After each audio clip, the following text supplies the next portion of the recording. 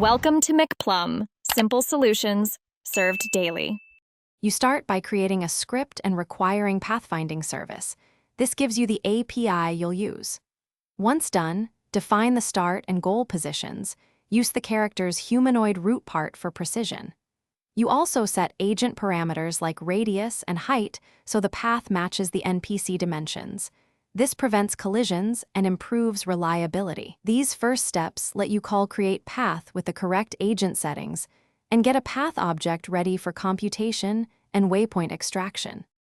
You compute the path using ComputeAsync and immediately check the return status to know if the path is usable. Once valid, parse path. Get waypoints to extract vector 3 points and the required actions. Treat walk and jump differently so movement code knows when to request a jump. To make movement natural, remove redundant close points and clamp the final waypoint to a reachable surface. Doing this reduces jitter and minimizes failures when you later command the agent to move along the route.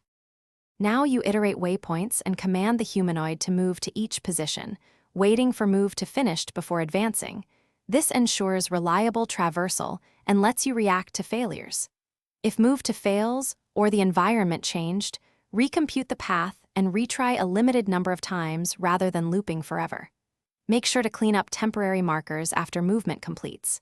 If things go wrong, visualize waypoints with small parts or log path status to quickly identify blocked goals. Thanks for watching. Stay juicy and subscribe.